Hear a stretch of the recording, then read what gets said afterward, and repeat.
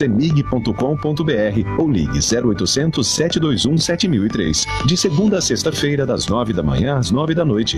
CEMIG. Nossa energia, sua força. A rádio que vibra com você. A partir de agora, você acompanha Debates na Globo. Oferecimento Interconstrutora, Paraibuna Embalagens. Meio-dia, boa tarde para você que acompanha a Rádio Globo Juiz de Fora. Eu sou Gustavo Fonseca e nós estamos entrando no ar com o Debates da Globo desta sexta-feira. Hoje é dia 27 de setembro de 2019. Abraço a todos que nos acompanham e, em especial, o meu boa tarde vai de maneira, é claro, mais efusiva para o nosso querido Alberto Bejani, jornalista, que nos acompanha no Debates da Globo e tem o carinho de toda a nossa audiência e também de todos os nossos colegas pelo dia do seu aniversário. Boa tarde, meus parabéns. Muito obrigado a você, Gustavo, aos amigos da Globo aqui onde trabalhamos e também a vários ouvintes, né, que estão nos ouvindo e outros nos assistindo pelo Facebook. Meus parabéns, obrigado. É mais um ano de experiência, de vida, que a gente vai caminhando para chegarmos ao final em paz com aquele que é o maior, que é Deus. Obrigado mesmo a vocês e uma boa tarde. Vamos trabalhar dentro do tema da Lei de Abuso de Autoridade. Uma lei que tem muitos contornos e que nesta semana o Congresso derrubou 18 dos 33 vetos promovidos pelo presidente Jair Bolsonaro no início deste mês e que agora fazem parte deste pacote, deste conjunto de medidas que, de certa maneira, visam trazer limites para as autoridades e também o dispositivo legal no país. Bejani, é um assunto muito delicado que nós vamos discutir aqui hoje com especialistas que sabem deste tema e que vão nos ajudar a compreender melhor esses dispositivos. Quero cumprimentar aqui também nosso debatedor, doutor Renato Garcia, advogado, está sempre conosco e nesta hora vamos trazer aí muitas questões sobre a lei de abuso de autoridade, doutor. Boa tarde, Gustavo. É com satisfação que a gente está mais uma vez aqui nesse microfone, principalmente no dia que eu comemorando o aniversário do Bejani. Obrigado, sempre foi uma pessoa muito cara para nós. Obrigado. Quero cumprimentar também o doutor Pedro Nolasco, advogado, estará aqui conosco também, trazendo aí as suas considerações sobre esse processo. Doutor, o Congresso atuou de forma assertiva e mandou também um recado para o Legislativo, ou melhor, para o Executivo Nacional. Boa tarde a todos, boa tarde aos ouvintes. Sim, eu acho que fizeram assertivamente uma correção de rumos, né, sobre o destino das nossas autoridades, como elas estavam agindo, usando o cargo que tinham como em proveito próprio. Para você que nos acompanha, nós estamos ao vivo, como já bem destacou o Bejani, através do Facebook, e o Facebook é o nosso canal de comunicação. Você participa conosco e manda suas mensagens e também as suas perguntas através desta live, onde você nos acompanha por imagens. Bejani, todo ato, obviamente, é um ato político e esse não deveria de ser diferente, mas sinaliza que de 33 atitudes, 18 vetadas, o Congresso realmente estava mostrando a disposição de que não concordou em partes com o que o Bolsonaro achou dessa lei lá no início de setembro. A Lei 13.869, né, é a lei que vem trazer aí a responsabilidade, que no meu entendimento a maioria já existia, né? O crime de responsabilidade, se um juiz não tiver uma boa conduta, uma denúncia e a aceitação no CNJ, ele já estava sendo e seria investigado e punido. Várias vezes aconteceu isso. O que eu acho que mudou um pouco com essa lei foi a respeito da ordem dos advogados. Os advogados passam a ter maior peso e maior respeito perante as autoridades judiciárias. E uma responsabilidade também ao Ministério Público, que até pouco tempo, né, até ser aprovada e vai ser sancionada, essa lei, você ainda estava na primeira instância e você via promotor falando, ele vai tomar 15 anos de cadeia. Já te jogava lama antes de você recorrer ou até antes de você ser julgado na primeira instância. Eu acho que aí sim, essa lei pega muito pesada em cima daqueles que representam o Ministério Público, de dar entrevista ainda no processo andante na primeira instância, sem julgamento, e já condenando a pessoa perante a sociedade.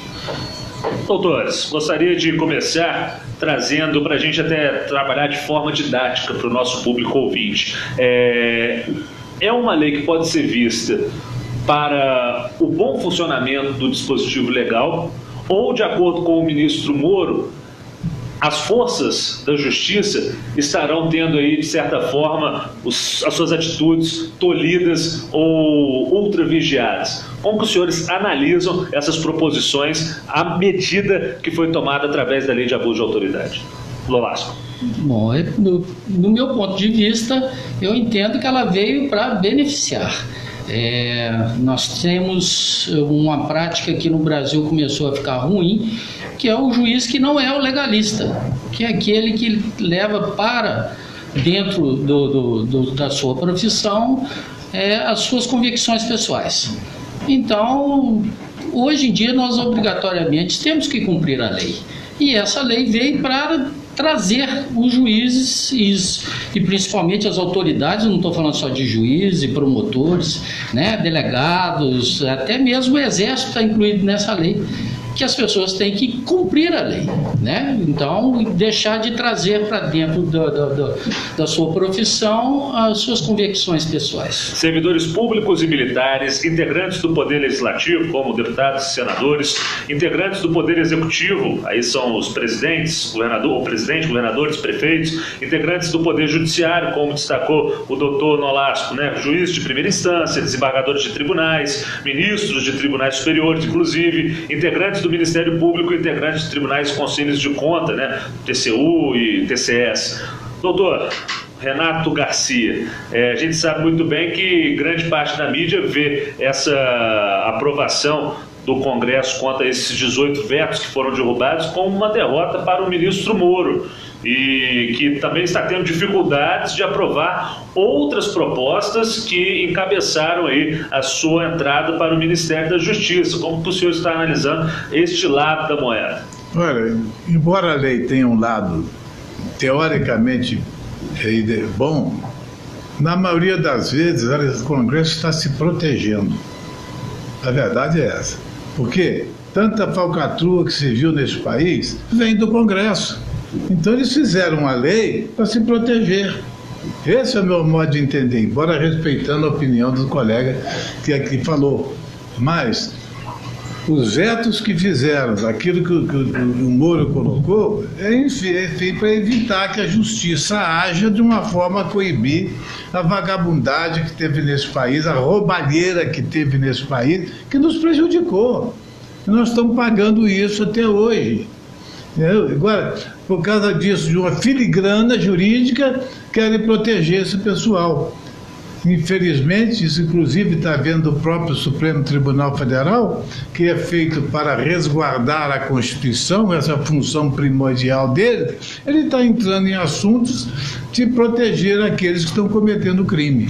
Nós vamos falar, inclusive, das recentes reuniões do STF, que deu aí, nessa semana também, novos rumos, inclusive, para a operação que foi comandada pelo juiz Sérgio Moro. Mas antes quero cumprimentar também o defensor público, professor, nosso companheiro aqui do Debates na Globo, doutor Luiz Antônio Rodrigues, que também está compondo essa mesa. Doutor, como disse aqui o doutor Renato Garcia, a figura do super juiz, né, que ficou famosa no ano passado, nas eleições, nos dispositivos da Lava Jato, a cada vez mais perde espaço por meandros legais, né? Dessa forma entendeu o Congresso. Qual que é a opinião, a observação inicial que o senhor tem desses vetos, né? Foram 18 de 33, ou seja, bastante coisa que não estava prevista aí por conta do Executivo na figura do presidente Bolsonaro. É um prazer recebê-lo mais uma vez. O prazer é todo meu, mais uma vez estar aqui reunido nessa tarde, né? Antes de mais nada, agradecer e cumprimentar todos os componentes dessa mesa. E pegando um pouco logo no início que você mencionou, eu não vejo isso como uma derrota de Sérgio Moro. Sim. Eu vejo isso como uma vitória da democracia. Perfeito. Acima de tudo, a questão é que a nossa democracia é pautada na lei. E dentro de uma visão, até mesmo para aqueles que admiram uma proposta liberal, como se hoje tanto é discutido no nosso país, o fundamento do liberalismo é a lei. Eu tenho que ter um Estado pautado na lei. E essa questão relativa à roubalheira, né, com todo respeito aos nossos convidados e aos nossos ouvintes, eu acho que isso nós temos que fazer uma digressão histórica. A questão da corrupção, a questão do levar vantagem, do ganhar algo que lhe é indevido, isso não é de agora. Isso é desde a história mais remota do nosso país, quando da própria colonização. Então, essa questão de ter que combater a corrupção perpassa sim pela lei, mas não por um arbítrio ilimitado de quem tem o papel de fazer valer a lei, seja dentro do legislativo, criando-a, sendo dentro do judiciário, efetivamente ditando as decisões e aplicando a lei aí pelos seus órgãos, né, e Ministério Público e todas as áreas de atuação do Estado. Eu acho que o fundamento de toda essa discussão está na base da criação de uma sociedade pautada em princípios éticos e morais. E isso não se traz com a lei, isso se traz com uma base sólida dentro de uma educação que começa desde a criança. Bom, eu gostaria de dirigir ao doutor Pedro, primeiro cumprimentar o nosso nobre advogado, doutor Lula, que é um professor, é um defensor público que nós admiramos muito. Doutor Pedro, é uma lei bastante abrangente, né? Ela pega servidores públicos e militares, integrantes do Poder Legislativo, como deputados, senadores, por exemplo, do nível federal. Ela pega também o Poder Executivo, Presidente da República, governadores e prefeitos, integrantes do Poder Judiciário, juízes da primeira instância, desembargadores de tribunais, ministros de tribunais superiores, integrantes do Ministério Público, procuradores e promotores, integrante do Tribunal de Conselho de Contas, ministro do TCU e integrantes dos TCS. É uma lei bastante ampla, né? Demais. É bastante abrangente e não poderia ser diferente, porque essas são as pessoas que estão aí para aplicar a lei, e eles têm que ser legalistas e não justiceiros. Só te completando, esse primeiro item aqui, servidores públicos e militares. Isso seria para colocar uma tranquilidade no país de que não voltaremos a ter a famosa ditadura? Também, e até a gente viu recentemente alguns arroubos de declarações públicas, né, de alguns militares, o filho do presidente falando que fecharia o STF com um cabo e um soldado, né? Tudo isso tem que ser coibido. As pessoas têm que entender que nós somos um país que temos instituições fortes e capazes de gerir esse país. Então, é tudo dentro da lei. Agora, doutor Renato, a gente sabe que a premissa democrática, como bem citou aqui também o nosso doutor Lula, né, o Luiz Antônio Rodrigues, a gente sabe muito bem que é imprescindível que exista um equilíbrio entre os poderes envolvidos. Tem aí o executivo, o judiciário e também o legislativo. De certa forma, uma lei que vem para deixar medidas tão claras para o Poder Judiciário não estaria aí deixando em desvantagem um dos três poderes? Eu não vejo assim. Eu acho que a lei sempre foi feita para ser respeitada. O problema é que no Brasil se acha sempre o jeitinho de não respeitar a lei. Vou citar um exemplo claro que aconteceu aqui com o órgão máximo do nosso país, no impeachment da Dilma. O senhor Lewandowski, juiz do Supremo Tribunal Federal, que foi eleito para defender a lei, surrapiou um pedaço dessa lei. A Constituição Federal diz claramente: aquele que for sujeito a impeachment perde o cargo e fica impedido de se candidatar por 8 anos. O que aconteceu com a Dilma? Ela ficou impedida de se candidatar? Não, se candidatou ano passado. Pois é, o Supremo não deu resposta, mas o povo deu ela aqui em Minas Gerais. Tirou ela em 4º lugar na eleição. Isso é que me revolta. Fazer lei é muito bonito, mas é preciso que cumpra-se a lei. Muitas vezes no Brasil se faz uma lei para não cumprir, se faz uma lei para poder se proteger. É preciso que a gente tome um caminho da legalidade íntegra. Da legalidade para todos. Que todo ato fora da lei seja punido. E isso não acontece no nosso país. Entendeu? Se tira aquela vantagem dos cargos que estão ocupando, porque um deputado não pode ser muitas vezes processado, porque um juiz não pode, porque outro não pode, e acaba o povo, da forma geral, é que é punido. 12h15, para você que está ligado na Rádio Globo. Olha, antes da gente ir para o primeiro intervalo aqui no Debates na Globo, esse tema vai render bastante para os próximos momentos aqui da nossa programação. Gostaria que o Bejane trouxesse também um recado para o ouvinte que nos acompanha, Bejane. A gente sabe muito bem que Juiz de Fora tem empresas que trabalham não só para a boa manutenção dos serviços, mas também para a forma humanizada e para o social. É verdade, a Inter Construtora foi promulgada, né, como a empresa primeira a usar esse sistema, ou seja, você paga aluguel e quer comprar um apartamento. Aí você fala, poxa, como é que eu vou pagar o aluguel e a prestação do apartamento que eu tenho que comprar na planta vai ser construído ainda? Eu não tenho recurso para isso. O governo fala que você pode comprar se você tiver uma renda familiar de 2 salários mínimos, você já pode fazer um investimento, ou seja, pode fazer um empréstimo. E como é que eu vou pagar isso? O que a Inter fez? A Inter, então, fez uma norma dela, que está sendo copiada por outras grandes empresas do Brasil, e que isso merece aplauso, que ela é de Juiz de Fora. Ela deu ao cidadão a oportunidade, você está pagando aluguel, o apartamento está sendo construído. Você só vai pagar o seu apartamento, que já é seu, já está financiado em seu nome, a hora que você mudar para o seu apartamento ou para a sua casa. E aí você para de pagar o aluguel. Olha que maravilha! Isso é humanização. Parabéns à Inter Construtora por ter sido eleita a 34ª entre as 100 maiores do Brasil e parabéns por ter sido a primeira a mostrar a humanização, a mostrar ao povo brasileiro que uma empresa grandiosa que é de Juiz de Fora, ela está acima de tudo do cidadão, ou seja, do ser humano. Parabéns à Inter. 12h17, nós voltamos já trazendo todos os pontos desta lei de abuso de autoridade, votos vetados, e você que se liga na Rádio Globo, manda suas perguntas aqui para os nossos convidados, Dr. Luiz Antônio Rodrigues, também Dr. Pedro Nolasco e o Dr. Renato Garcia. No instante, só voltamos já. Estamos apresentando Debates na Globo. Oferecimento Inter Construtora, Paraibuna Embalagens.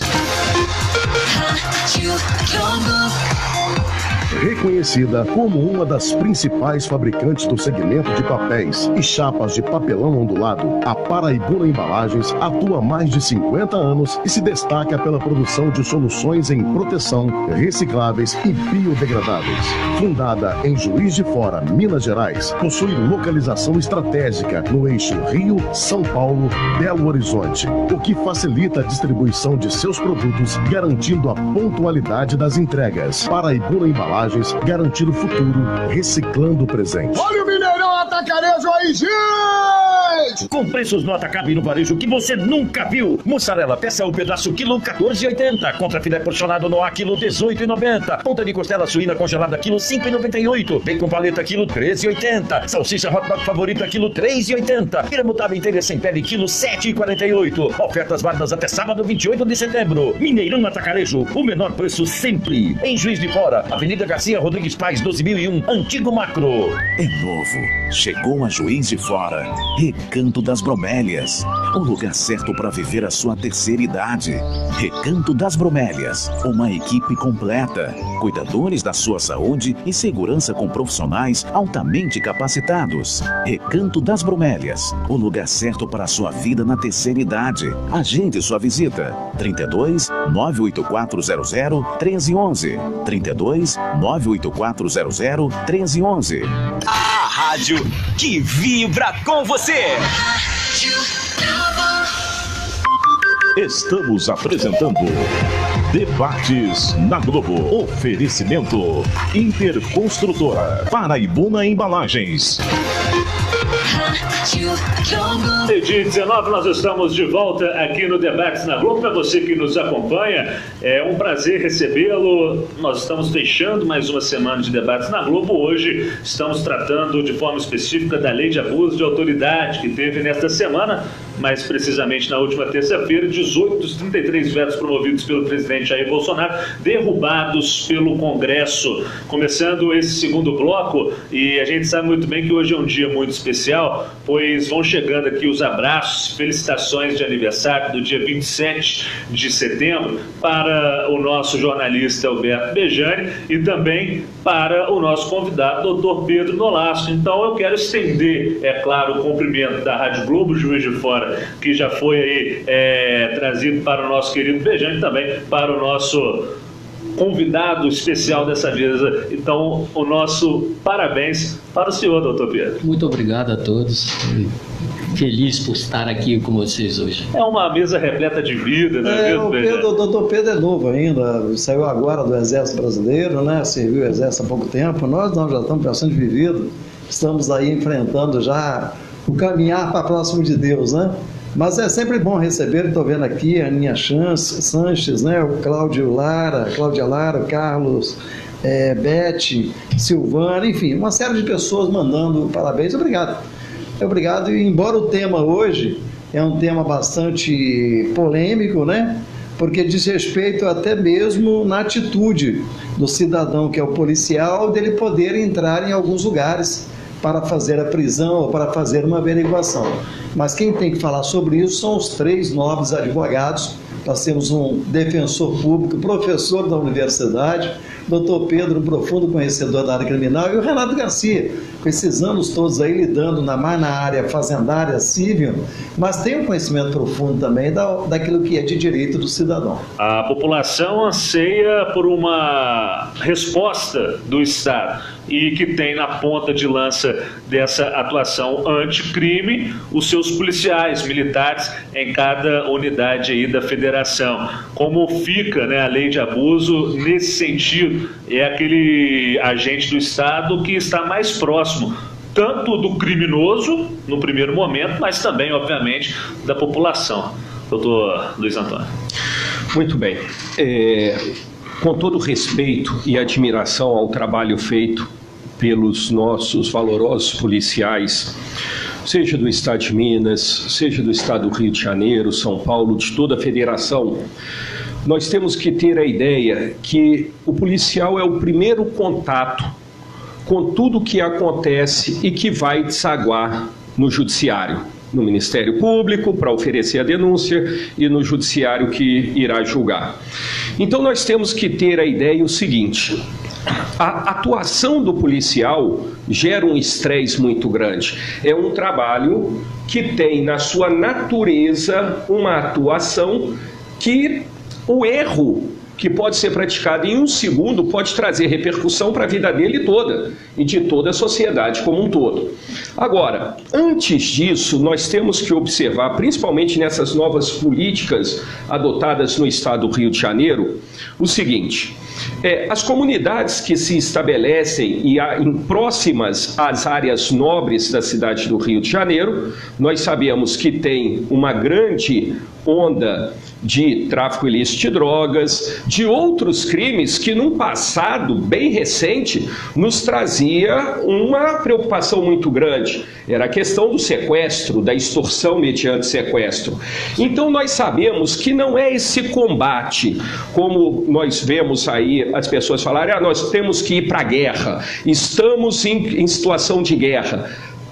Desde que temos as formações dessas populações marginalizadas e esquecidas pelo Estado, dentro dessa perspectiva, a criminalidade ela vai se moldando às realidades. Então houve um combate muito grande à extorsão mediante sequestro. Migraram para o tráfico. Começa a se combater o tráfico, migra-se para o assalto ao banco. E vai para a milícia. E vai para a milícia. Muito bem lembrado, Bejani. Então nós temos que ter em mente o seguinte: primeiro, uma polícia bem estruturada, uma polícia com um bom salário e, acima de tudo, uma polícia inteligente, com uma inteligência bem estruturada para poder combater o tráfico aonde ele está acontecendo, porque eu tenho absoluta certeza que ele não perpassa necessariamente pelas favelas. Existe muita gente que mora em zonas nobres e que são os grandes comandantes do tráfico nesse país.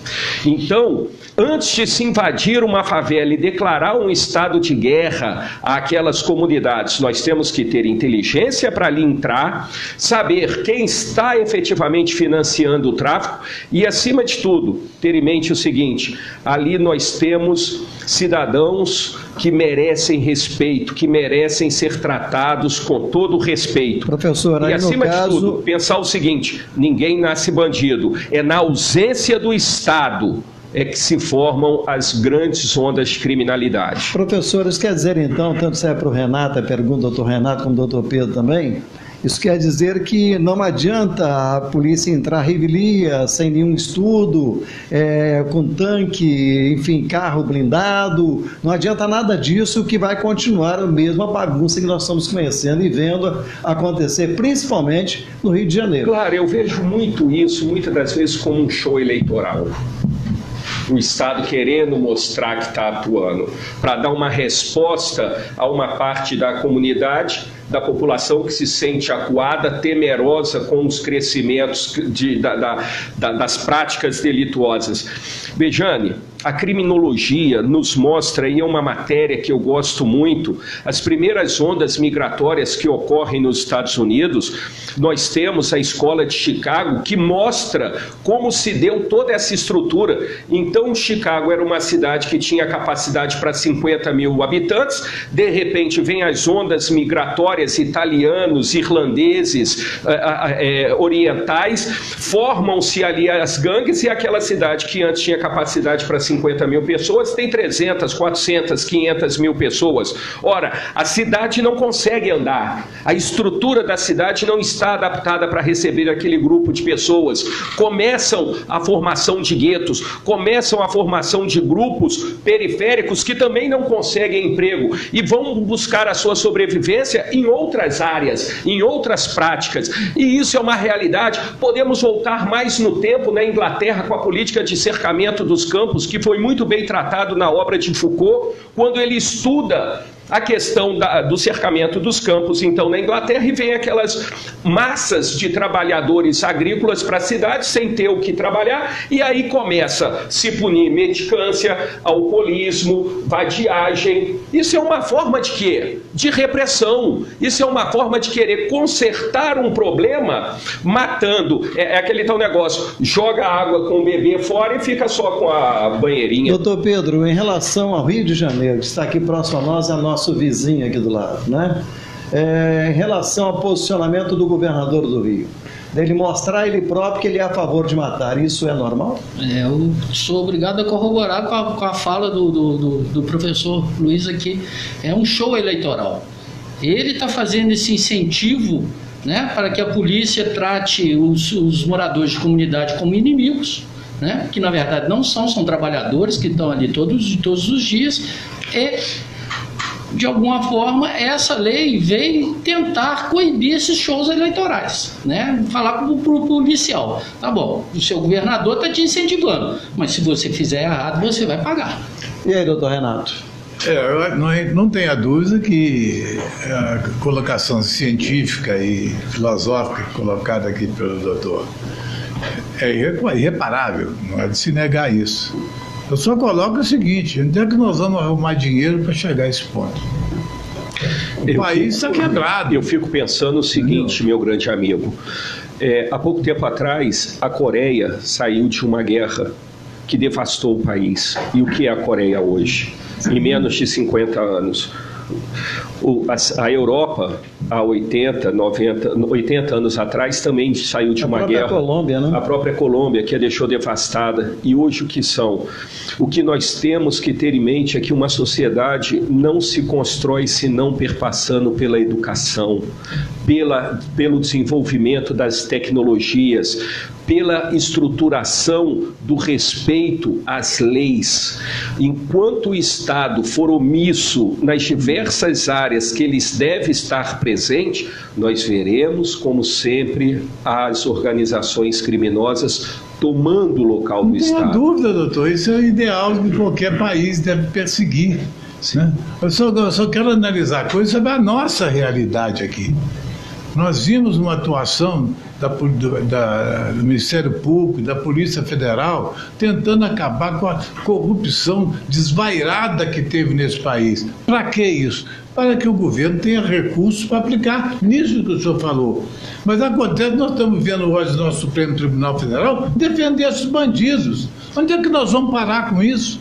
É preciso que a gente tenha consciência que nós temos que pôr bandido na cadeia. Sim, doutor. E nós temos que dar condições ao nosso povo honesto, trabalhador, de sobrevivência. Esses bandidos tiraram os nossos recursos, não deixaram condição de se fazer as obras necessárias para esse país desenvolver-se. Sim. O que é que Chicago melhorou? Foi a repressão violenta da polícia. Acabou. Mas houve investimento muito grandioso na área da educação. Não só na área de atendimento ao aluno. Sim. Se você é sem dinheiro, você não faz nada. Sim, mas não só na área dos alunos, como na área do educador. Houve um investimento grandioso de qualificação para que eles pudessem entrar na sala de aula e serem respeitados pelo conhecimento que estavam passando. E está faltando no Brasil. O Brasil hoje falta de recursos. Está faltando no Brasil. Você tem professores aí, me desculpe, não estou generalizando, mas tem muitos que precisam ser qualificados para poderem transmitir aquilo que é verdadeiramente necessário para a criança. Você veja, né? Você tocou num ponto extremamente importante. Doutor Renato, há tempos atrás era um orgulho para qualquer pai ter um filho, uma filha professor. Hoje, na minha época, quando eu externei o desejo de ser professor, a primeira reação que ocorreu nos meus pais foi a seguinte: meu filho, você vai dar aula, ganha pouco, há um desincentivo à revelação desse querer, dessa vocação para ser professor. Então é uma coisa que hoje no nosso país, ser professor é ter a certeza que irá passar necessidade com os salários. Que muitas vezes é para frente da sala de aula com a preocupação, ali só está 30% dele, porque 70% está preocupado no aluguel que venceu, na água que vai ser cortada, na energia que pode ser cortada, no filho que não está se alimentando bem. É dessa maneira que a gente vai. Mas para isso o governo tem que ter dinheiro. Tem que ter dinheiro, concordo contigo plenamente. Tem que ter dinheiro, não. Concordo, tomara que venha rapidinho essa reforma tributária. Quando você tenta acabar com a corrupção, punir os corruptos, tanto eles são protegidos. Justamente. Nós vamos parar com isso. Mas não tem proteção, doutor Renato. Até o presidente da República, um ex-presidente, está preso. Mas estão querendo pôr na rua. Mas isso é natural. Quem está preso quer ser solto. Inclusive nós vamos falar sobre a análise do STF ainda nesse programa, porque ontem ficou 6-5, né, Bejane? A gente conversava sobre isso, nós vamos voltar isso. Não, foi 6-5 não. Na verdade, está 6-3. Está 6-3, que falta o voto do Marco Aurélio e do presidente. Isso. Né? Então está 6-3. Entendeu? Está 6-3. Só para encerrar esse bloco, e até entrando no que o doutor Renato falou aqui, Lula, sobre a questão da repressão lá em Chicago, até para a gente passar um ponto final também dentro desse aspecto que a gente trouxe aqui, sendo que nos primeiros meses do governo Witzel, houve números, e eu estou aqui com a matéria do Globo aberta, que traz muito detalhado essa situação, número menor de homicídios dolosos, né, no período desde janeiro de 2013, né, contando janeiro a agosto, números que corroboram aí e que trazem que esses homicídios apresentam quedas de mortes pela polícia, inclusive, dentro do estado do Rio de Janeiro. São 15 delegacias ali das áreas mais violentas analisadas. A população, ao votar num governo que prometeu isso desde o início, tanto a nível federal quanto a nível local lá, e quando a gente fala do Rio, a gente fala de Juiz de Fora, nós estamos muito perto aqui, e da realidade como um todo. Quando a população percebe esses números apontados, e mesmo assim recebem de resposta do Congresso uma lei que tende a ir no sentido de minimizar essas ações, ou pelo menos colocar um controle bem definido nessas ações, a população não se sente, de certa forma, atraída pelo seu Congresso? Olha só, esses dados, essa diminuição do número de homicídios, isso não acontece agora em razão do governo. Isso são dados que já vinham demonstrando Hoje, no Brasil todo, só 4 estados da federação não conseguiram reduzir o número de homicídios, se mantendo estável, e em todos os outros estados a queda foi acentuada. Então, nós sabemos que isso não é fruto dessa política da bala levado a efeito no estado do Rio de Janeiro. No Rio de Janeiro a gente teve uma intervenção militar federal. Isso vem de governo do Michel Temer. À frente estava o hoje ministro do Supremo, que leu o voto ontem, foi quem começou a divergência no voto, o Alexandre de Moraes. Então, essa queda ela já vem se observando, tá? Agora, se você me permite só... Essa lei, só completando, professor, deixa eu só colocar uma falta de estatística aí. Diga lá, doutor Pedro. O aumento de 20% de morte praticada por policiais. Mas que corroboram o nível de mortes de criminosos para a sociedade. Né? Assim, ou seja, a gente analisando esse dado, você vê, tem mais mortes por policiais em ação de enfrentamento com criminosos, mas que matam inocentes, e aí eu não posso admitir que os fins justificam os meios. Só crianças foram 5. Eu não posso ir para aquela tese fascista, para aquela tese fascista que fala o seguinte: para eu fazer um bolo eu tenho que quebrar alguns ovos, pelo amor de Deus. Eu acho que ninguém concorda com isso. De jeito nenhum, de jeito nenhum. Nós achamos que realmente tem que haver um controle, especialmente na saída. Todo mundo subiu o morro hoje, não é por aí.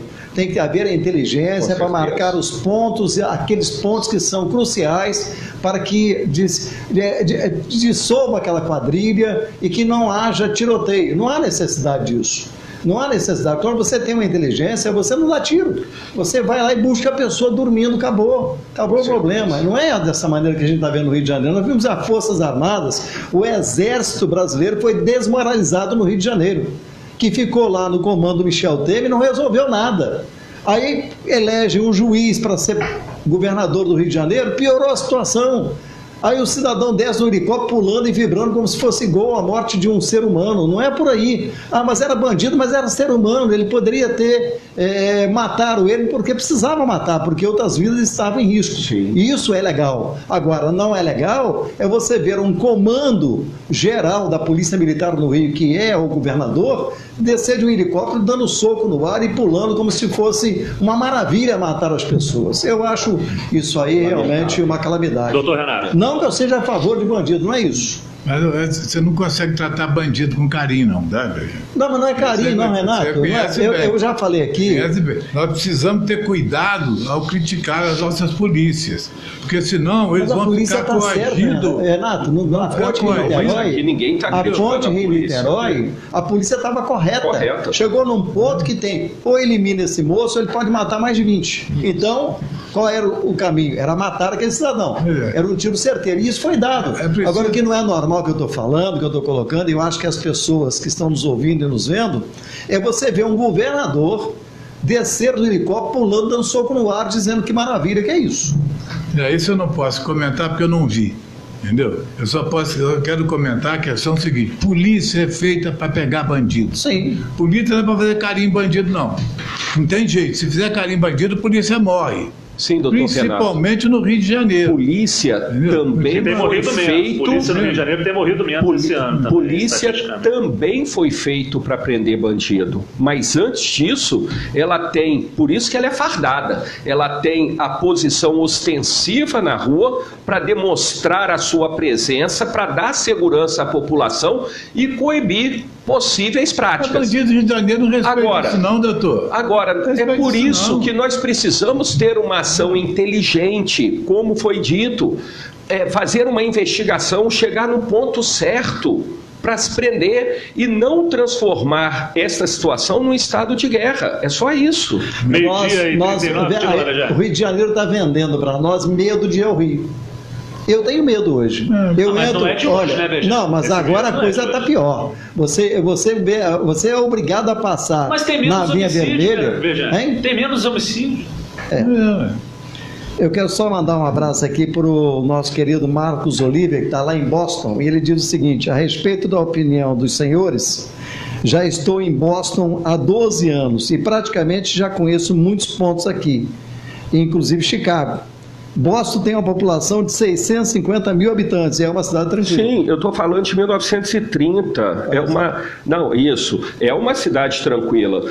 Essa teoria, né, dos círculos concêntricos da escola criminológica que analisa essa questão, vê a imigração para Boston na década de 30. É verdade. E é um estudo que foi feito que representa muito bem esse crescimento da criminalidade, que naquela época foi controlada, a escola de Chicago fez todo esse estudo. E para você que está ligado na Rádio Globo, é um rápido intervalo. Na sequência eu quero trazer também os meandros dessa lei de abuso de autoridade quanto à ação da OAB aqui no sentido do direito no Brasil. Bejane, antes da mensagem dos nossos parceiros comerciais, gostaria também de falar da Paraibuna. É verdade, a Paraibuna de Papéis é uma empresa de Juiz de Fora que desde 1961 trabalha na reciclagem. Imaginem, desde 1961, hoje já é difícil você encontrar uma cidade que esteja totalmente obedecida à reciclagem, ou seja, vidro é vidro, lata é lata, papel é papel, enfim, separando os objetos para ter facilidade de não termos um rio, no nosso caso Paraibuna, totalmente poluído, não termos os córregos entupidos com garrafa PET. Então a Paraibuna de Papéis, desde 1961, ela demonstra e pratica esse trabalho de reciclagem. Então nós não poderíamos deixar de falar aqui da grandeza, além dos produtos de alta qualidade, são mais de 80 caminhões por dia que chegam com papéis e saem com produtos da Paraibuna, onde você vê esses moços em Juiz de Fora com os carrinhos. Esses moços são empregados, são contratados através da sua associação na Paraibuna de Papéis, onde ela recolhe todo o papel de Juiz de Fora para fazer os seus produtos, recolhe Entre Rios, Petrópolis e até Belo Horizonte. Olha que grandeza que temos em Juiz de Fora. Por isso que eu digo, eu amo Juiz de Fora. Parabéns à Paraibuna de Papéis. 12h42, voltamos já. Estamos apresentando Debates na Globo. Oferecimento Interconstrutora, Paraibuna Embalagens.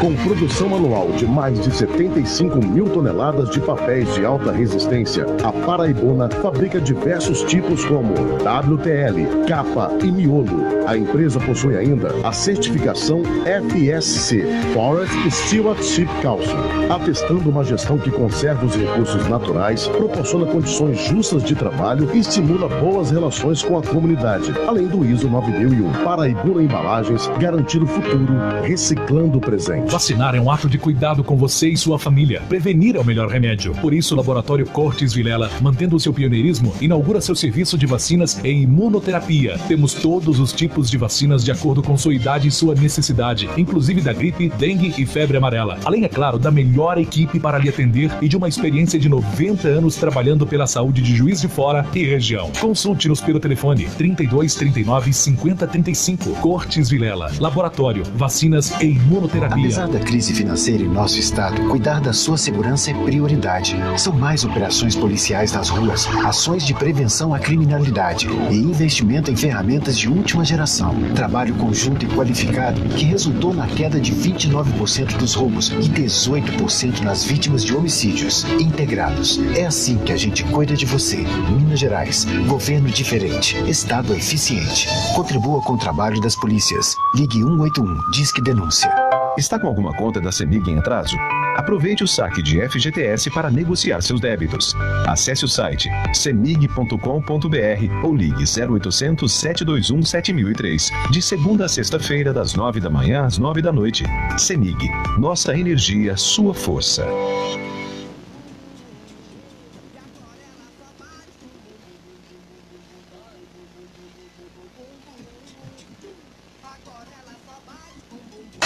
Mega Aniversário Marte Minas, uma festa para você comemorar de carrinho cheio. Picanha bovina fatiada quilo R$19,90. Cerveja Heineken 330 ml 3,78. Leite longa vida Jussara litro 2,19. Detergente em pó Tixan sachê 2 quilos 9,90. Venha para o mega aniversário Martiminas. Cuidado de mãe, carinho de vó, cuidado pra que a gente nunca fique só. É assim que a gente ama, é assim que Arcanjo faz. Amor por muito tempo, eu e você do mesmo lado sempre. Farmácia Arcanjo Miguel, sempre do seu lado. Rua São João 333, no centro de Juiz de Fora. Telefone 3215-4829. SOS Serviço Médico Auxiliar. Aluguel e venda de camas hospitalares, muletas, bengalas, suporte de soro, cadeiras de rodas, oxigênio medicinal, bicicleta ergométrica, tipóias, colar cervical, ambulância para viagem e muito mais. Guarde nossos telefones 3215-1090 e 3241-1090. SOS Serviço Médico Auxiliar, agora com aluguel e venda. Avenida 7 de Setembro 670. Telefones 3215-1090 e 3241-1090. A rádio que vibra com você. Estamos apresentando Debates na Globo. Oferecimento Interconstrutora, Paraibuna Embalagens. Meio-dia e 46 para você que está ligado na Rádio Globo. O debate está quente, mas continua, isso aqui é né? bom. E continua, né? É disso que a gente gosta, né, Beija? Ele continua. Mesmo no intervalo, a gente continua aqui ouvindo os doutores aí, formadores, né? Que defendem e que acusam, enfim, são aqueles que conhecem as leis. E essa lei que foi aprovada a respeito dessa mudança de comportamento para com juízes, para com promotores, para com delegados, para com policial, enfim, a lei trazendo responsabilidade de cumprir a lei. A lei que foi aprovada simplesmente nada mais é do que cumprir a lei. Cumprir a lei para o cidadão que está sendo condenado ou cumprir a lei para o cidadão que está ali condenando. Eu acho dessa forma que nós temos que encarar essa atitude do Congresso Nacional e não de que está fazendo isso para proteger bandido. De quê? Não, bandido não, talvez proteger eles mesmos. Pois é, para proteger o Congresso. Mas no caso do Supremo, dessa votação do HC de ontem. O Supremo, para mim, perdeu a credibilidade totalmente. Vai procurando aí no país se ele tem credibilidade. Olha quantas assinaturas já ocorreram, mais de 2,5 milhões de assinaturas para poder criticar o Supremo e tentar fazer mudança no Supremo. Até para completar isso aí, tecnicamente há realmente a oportunidade de que um julgamento desse habeas corpus realmente mude os rumos da Lava Jato de uma forma ostensiva, de uma forma determinante. Realmente essa preocupação de boa parte dos brasileiros se justifica na letra da lei? Bom, doutor Pedro, doutor. Antes de mais nada, eu gostaria de externar aqui que o combate à corrupção é uma necessidade, é uma urgência, mas eu não posso, embora reconheça isso, admitir tudo que foi feito. Vejam bem, doutor Renato, que é um especialista na área empresarial, na área tributária, para punir um culpado, para investigar um administrador da empresa, eu preciso quebrar a empresa. O que foi feito na Operação Lava Jato? Se nós pararmos para pensar, muito da crise do Brasil advém dessa vontade desmedida de combate à corrupção, sem preservar as empresas. Eu tenho possibilidade de intervenções na empresa, deixar a empresa atuando, sem necessariamente quebrá-la, como aconteceu. A fiscalização do próprio governo. E a custa de se resgatar quanto? 12 bilhões. Qual empresa quebrou? 12 bilhões. Quebrou. De todas. Camargo Correia, Odebrecht. Não está quebrada? Não pediu recuperação judicial? Estão atuando. Não reduziu. Quantos milhões de empregados foram? Quantos milhões de emprego?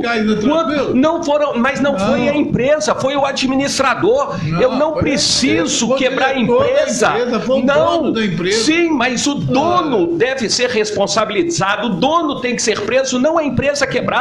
Quantos milhões de empregos diretos e indiretos? Sim, que faça isso, mas não levando a estrutura do Estado ao caos. Tem que devolver. Mas para isso eu não preciso quebrar a empresa. Eu prendo o empresário. Quantos empregos foram perdidos, doutor? Por exemplo do emprego. Na Compeg, em Itaboraí, tinham 30 mil funcionários. Quando surgiu o Lava Jato, e vou de encontro ao que está sendo discutido, desses 30 mil funcionários que pertenciam ao Odebrecht, pertenciam a Camargo, pertenciam à AES, pertenciam a Queiroz Galvão, sobraram 1.000 funcionários. 29 mil foram demitidos. E a maioria diretamente. Não recebeu diretamente. E quantos indiretos?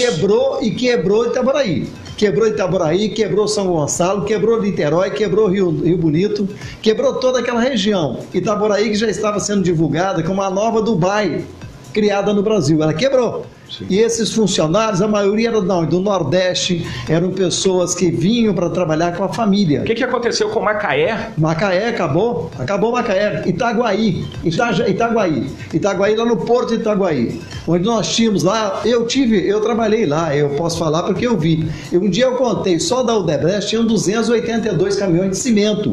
Hoje não tem nenhum. Parou tudo. Mas eles faziam dinheiro roubado, Renato, não estou discutindo roubado isso. Nosso. Não, podia muito Tirou bem. Do nosso bolso. Sim, mas que preservasse a empresa, os empregos, e punisse os empresários. Mas esse capital não faz parte para a boa saúde financeira da empresa? O que foi recuperado vai fazer falta. E os funcionários que estão desempregados? Esse número grandioso de 13 milhões de brasileiros. Essa é a tragédia que a Lava Jato apontou. Além do atraso tecnológico, né? Vamos deixar de ter uma refinaria. O Brasil compra óleo diesel lá da... Não é isso, doutor Renato. Não é isso, doutor Renato. O que nós estamos falando é que para eu fazer o combate à corrupção, como se aventou na Lava Jato, eu tenho como... preservando a empresa, colocando um interventor. Não tem, doutor. O senhor acha que não tem? Não tem. Por que não tem? Não tem, porque não pode deixar a empresa continuar roubando do país. Mas quem rouba?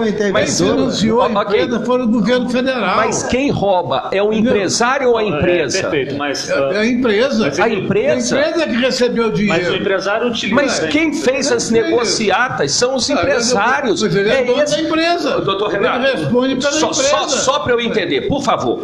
Eu tenho uma empresa, eu tenho um amigo cujo pai era um empresário, honesto, correto, e a empresa estava lá. O pai faleceu e entrou o filho que não tinha a mesma índole do pai. A empresa acabou, começou a sonegar, começou a ter problema. Foi a empresa que mudou ou foi a liderança, a administração da empresa que mudou? É a empresa. Mas a empresa continua. Não existe uma sem outra. A empresa não continua. Se ela tinha 30 mil funcionários, hoje tem 1.000...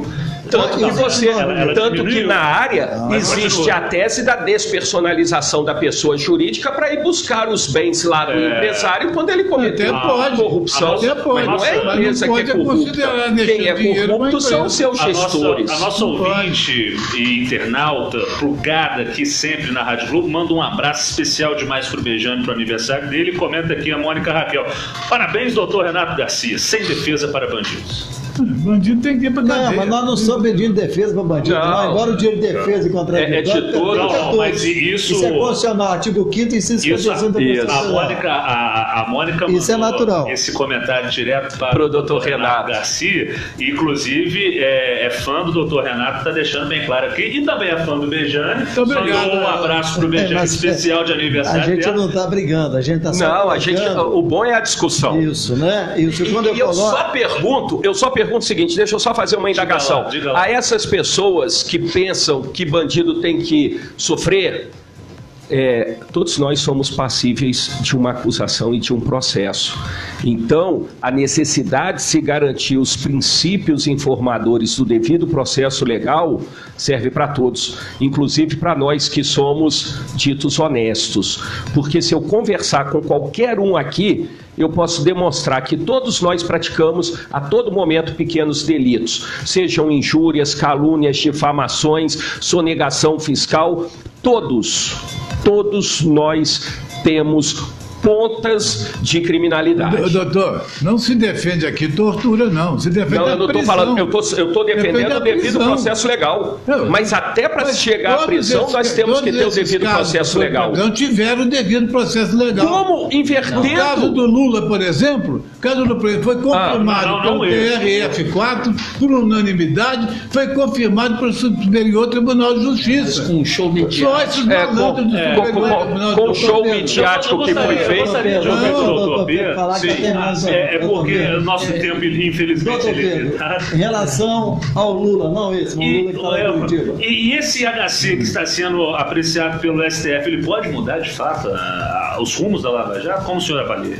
Eu acho que deve.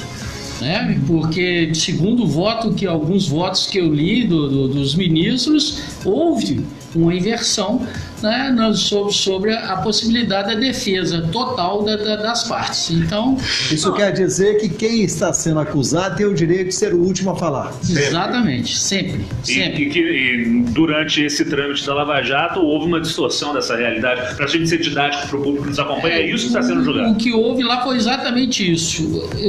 O acusador e os réus são réus no mesmo processo e falaram juntos. Se eu sou acusado pelo doutor Renato Garcia, eu tenho que falar depois dele sempre. Falar junto é a mesma coisa. Não. Como não? Por que, doutor? Por quê? Falou, teve a oportunidade de falar. Não foi cerceada a oportunidade de falar. O senhor me acusa, você tem que falar primeiro para eu saber de que você está me acusando. Acusar, mas não razões finais. Razões finais são o mesmo momento. Em razões finais tem acusação também. Não, pela regra constitucional, como o delator também está acusando, seria um acusador no polo passivo da acusação, eu teria que primeiro coletar as alegações finais do delator para depois abrir vista para a defesa que não fez a delação poder se defender, inclusive, do que está falando aqui. Mas ele já teve todo o processo para se defender, ué? Mas nas alegações finais são trazidas novas alegações, novas questões. Alegações finais não se traz novas alegações. Como não, alegações finais se analisa o processo. Isso não é de doutor, é de criminal. Não pode inovar em alegação final. Meio-dia, mais 50. Claro que eu posso trazer fatos necessários. Infelizmente o Bejan já falou isso aqui ao vivo, então eu posso falar também, né? 1 hora é pouco. É muito pouco. Já falou isso não só uma vez, mas várias, né, Bejan? É verdade. O debate, quando fica bastante caloroso, quando nós estamos aprendendo até tanto com o doutor Renato, com o doutor Pedro, com o nosso querido doutor Lula, é sempre bom escutar, né, o contraditório. Né? É isso que nós estamos, inclusive, falando aqui, que o contraditório tem que pertencer àquele que é vítima, àquele que é o réu. E ele não pode, isso é posição minha, não vou discutir com o Renato não, porque é difícil discutir com o doutor Renato. Mas o contraditório é isso, é o cidadão que está sendo acusado poder contradizer aquele que o acusou. Por isso ele é o último a falar. Entendo eu, mesmo sendo no final do caminho, quando você apresenta as suas alegações finais. Eu quero agradecer imensamente, mais uma vez, a presença do Dr. Renato Garcia na mesa aqui do Debates na Globo, sempre trazendo suas opiniões assertivas. Nosso debatedor, sempre às sextas-feiras aqui conosco. Doutor, foi um prazer mais uma vez. Excelente tarde. Muito obrigado. Até a próxima. Quero agradecer também a presença do defensor público, professor da Universidade Federal de Juiz de Fora, também de institutos de educações, muito agraciado aqui pela nossa mesa. Olha só, doutor, tenho certeza absoluta, eu já te falei isso, né? Mas o nosso público ouvinte realmente também trazendo e respondendo a sua participação aqui com muitos elogios. É sempre bom a gente passar também a realidade, e o termômetro nosso também é, claro, com certeza, as redes sociais e o público que nos ouve. Então, muito obrigado, Luiz Antônio Rodrigues, nosso querido Lula. Muito obrigado, conte sempre comigo.